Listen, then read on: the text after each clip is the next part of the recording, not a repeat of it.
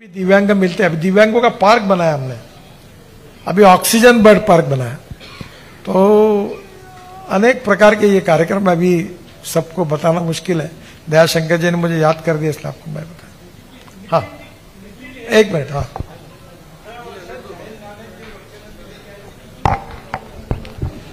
जाहिरनामे में जो वचन दिए थे वो कितने पूरे, इसका लेखा जोखा आज मेरे पास नहीं है, पर जहां तक मुझे लगता है कि जाहिरनामा के जितने वचन थे लगभग हमने पूरे किए, पर उसका एग्जैक्ट हिसाब करके फिर आपको बता सकूंगा।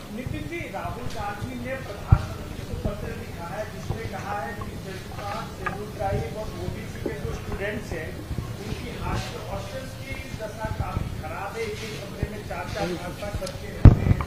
उस संबंध में सरकार की शादी हुई है। इसी से जुड़ा हुआ दूसरा सवाल है, राहुल गांधी का कहना है कि 2025 की बात आप लोग कर नहीं रहे, 2047 के सपने दिखा रहे हैं। नहीं, अभी तक तो मैंने सपने नहीं दिखाए, जो काम किया वो आपको बताया। उसमें से कौन सा काम झूठा आप बताइए। जो काम किया है उसी का मैंने 11 साल का लेखा जोखा दिया है।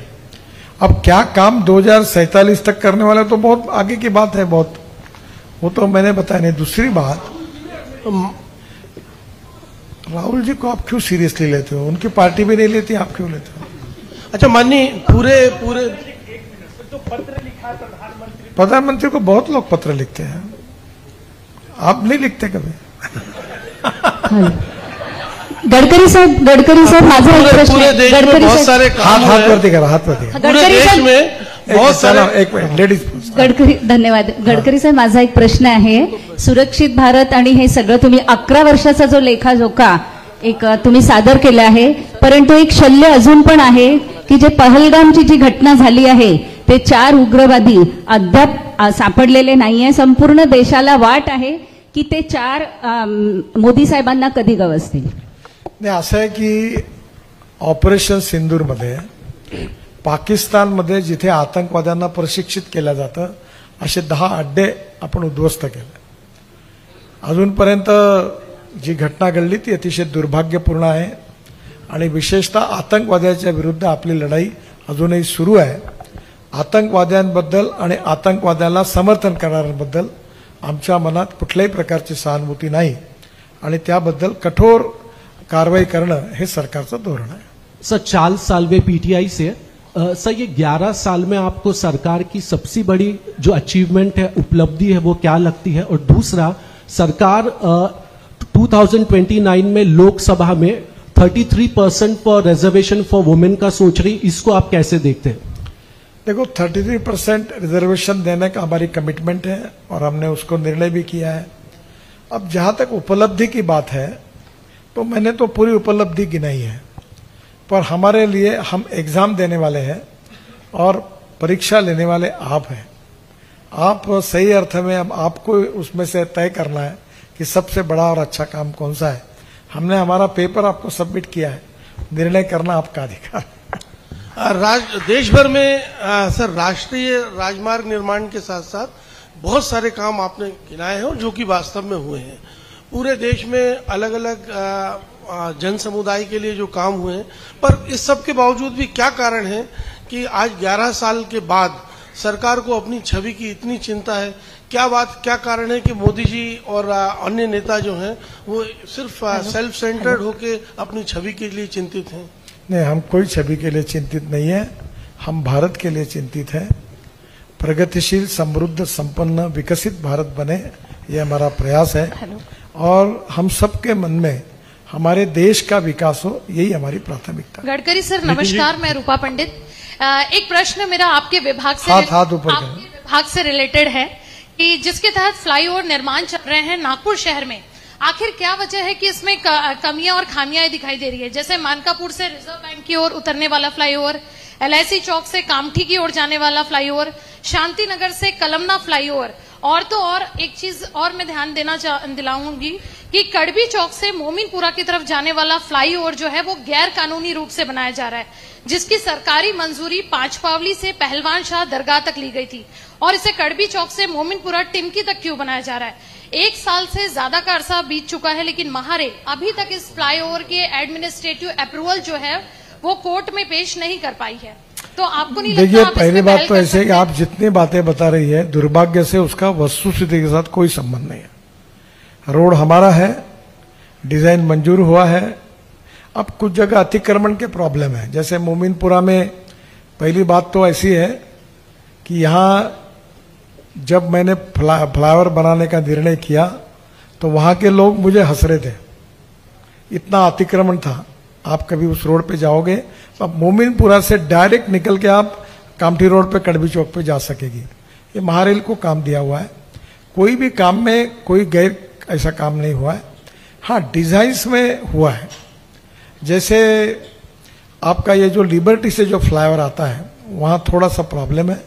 अब मैंने सीआरएफ में मंजूर कर दिया, नया डिजाइन स्वीकार किया है, वो मंजूर झाला काम नाही ते लिबर्टीवरचं करणार ते झालं मंजूर।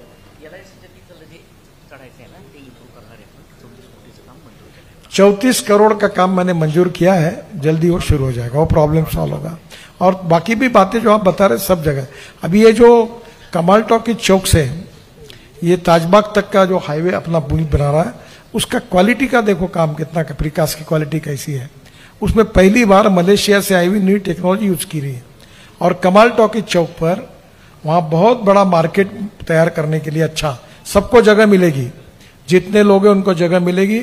और एक इंटरनेशनल लेवल का बहुत बढ़िया मार्केट बनाने के लिए एनएचआई की तरफ से 60 करोड़ रुपए मैंने महानगर पालिका के उस मार्केट के लिए दिए हैं, उसका भी काम हो रहा है।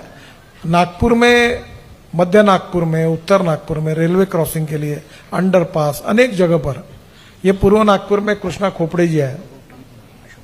अशोक चौक में हम सिग्नललेस चौक बना रहे हैं, पूरी रोटरी ऊपर में। अब मेडिकल चौक में भी बनाने की मेरी इच्छा है, उसका भी अध्ययन कर रहे हैं। तो अब नागपुर में तो अब कुछ लोग बोलने लगे कि कितने पुल बनाओगे आप। अब कोई पुल बनाओ नहीं बोलता है, बोलता है कितने बना रहे हैं। अब एक ही पुल बाकी रहा जो मैंने कहा है, कृष्णा खोपड़े जी की गली है पूर्व नागपुर में। आए वो, तो मैंने उनको कहा कि ये गली थोड़ी सी है 2 मीटर की, इसमें कोई अंदर से या ऊपर से इतने उन्होंने मंजूर कर लिए, पूरे कोई जगह नहीं छोड़ी। नितिन जी, मोहन मते के यहाँ वो रिंग रोड था मानेवाड़ा का, वहां भी ब्रिज मंजूर हो गई।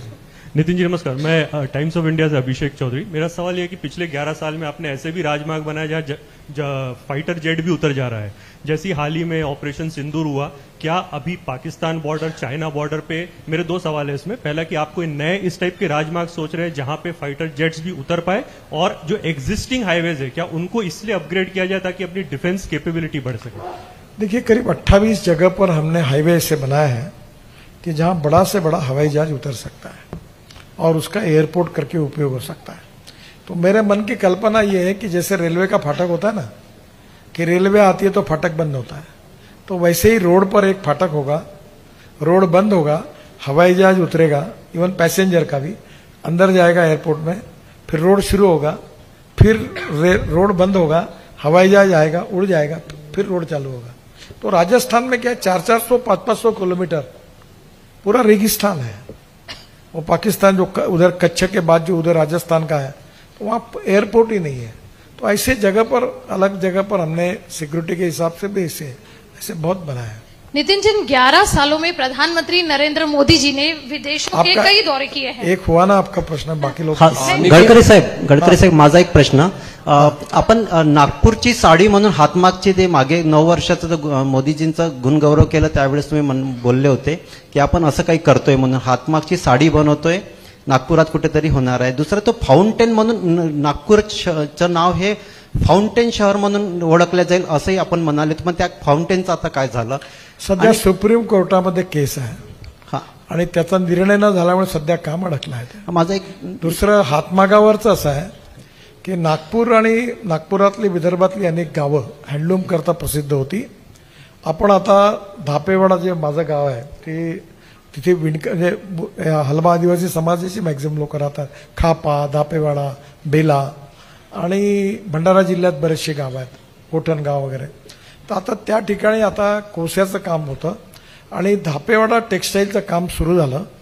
आम्ही पहिले कोस्याच्या उत्तम साड्या तयार केल्या, त्याच्यावर झारखंडमधून प्रिंटिंग केलं आणि मला सांगताना आनंद होतो की मुंबईच्या प्रसिद्ध मॉडेल्स आल्या होत्या, या दक्षिण मध्य सांस्कृतिक ह्याच्यात त्यांनी त्या साड्या घालून सुंदर प्रदर्शन केलं आणि त्या साड्या तयार होत आहेत आणि स्थिती अशी आहे की आम्हाला दाखवायलाही पण साडी नाही आहे, वेटिंग लिस्ट आहे. 12,000 रुपयात साड्या विकल्या गेला. आता आम्ही तिथे धापेवाडा टेक्सटाईलच्या मोठ्या बिल्डिंगचं काम सुरू केलं आहे. 6 महिन्यात त्याचं उद्घाटन होईल आणि आम्ही 2 कामं करतो आहे की हँडलूमचं तिथे सगळं काम ऑलरेडी सुरू आहे सध्या आमच्या कारखान्यामध्ये धापेवाड्यात, पण त्याला आता जागा मिळाली आहे, तिथे ती होईल. आणि कॉटनची उत्तम क्वालिटीची साडी ही इलेक्ट्रॉनिक पॉवरलूमवर तयार करून नागपूरची साडी ब्रँडिंग करून केवळ 400 रुपयात ग्राहकाला मिळेल. 6 महिन्याच्या आत ती एक तर साडी आली मार्केटमध्ये आणि नागपुरातच बऱ्याचशा चांगले ब्रँड ते विकत घेतात आणि ही साडी 400 रुपयातली आहे. ही गरीब लोकांकरता मिळेल जी 3,000-4,000ची आहे.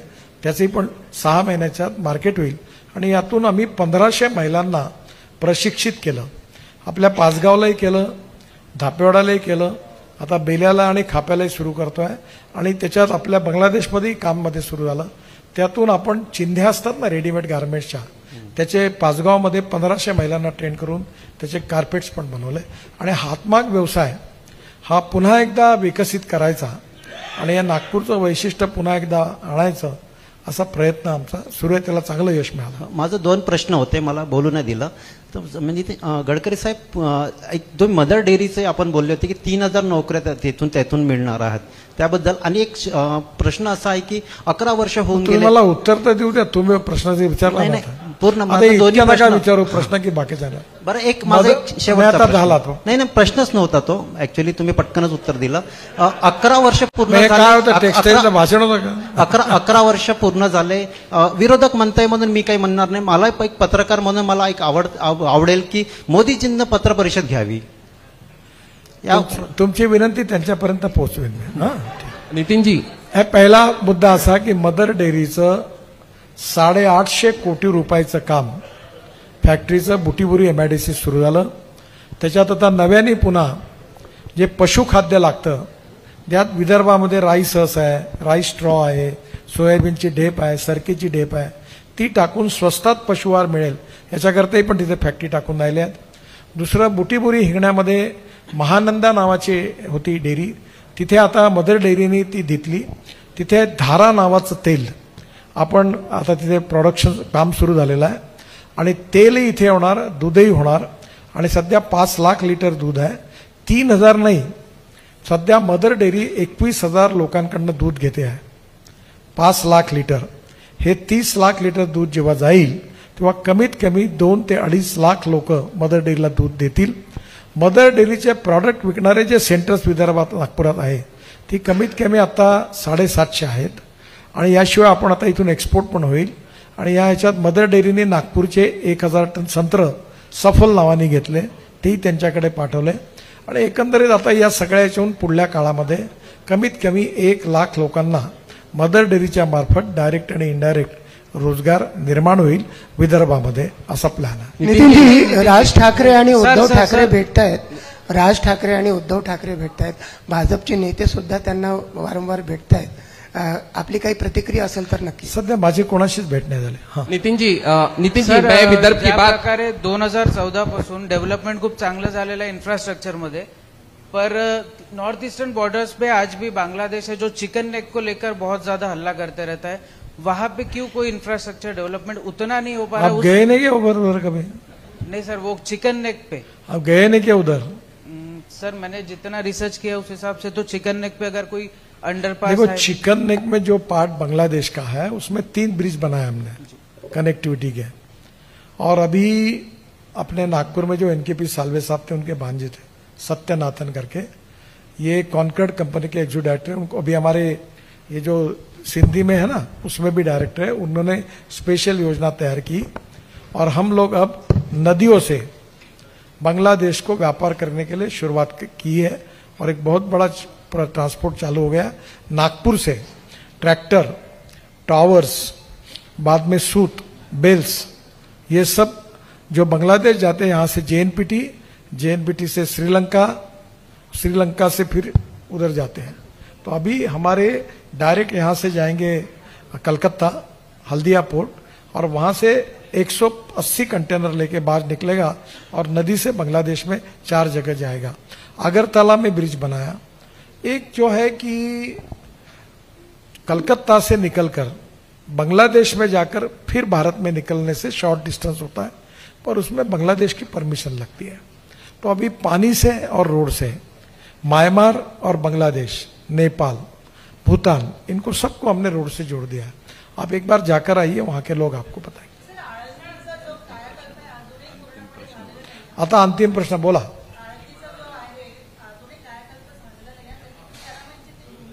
कोण?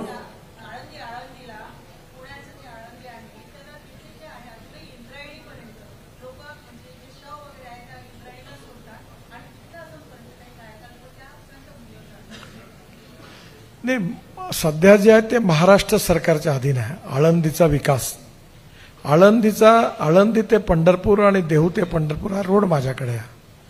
तसं आळंदीमध्ये जी नदी आहे इंद्रायणी, त्या नदीला साफ करणं, त्यात पुष्कळ गाळ वगैरे आला आहे आणि त्याला सुंदर करण्याचा प्रकल्प बहुतेक महाराष्ट्र सरकारने घेतला आहे, तो त्यांच्याकडे आहे। पण आळंदी ते पंढरपूर आणि देहू ते पुन्हा रोड माझ्याकडे होता। लास्ट क्वेश्चन, शेवटचा प्रश्न।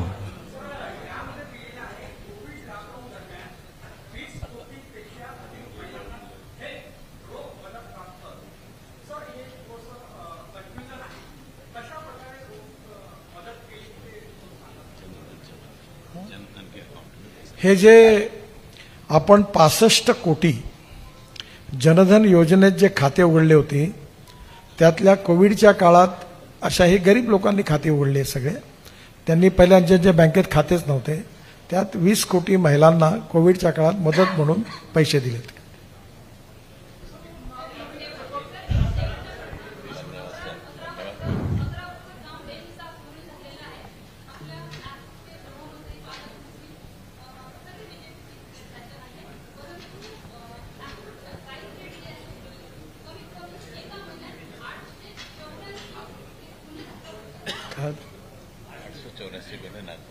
होतात, पण आजचा विषय जो आहे तो भारत सरकारचे 11 वर्ष आहे। जेव्हा महाराष्ट्र सरकारचे 10 वर्ष होईल तेव्हा देवेंद्रजीला विचारा। धन्यवाद। आपण सगळे जेवण करून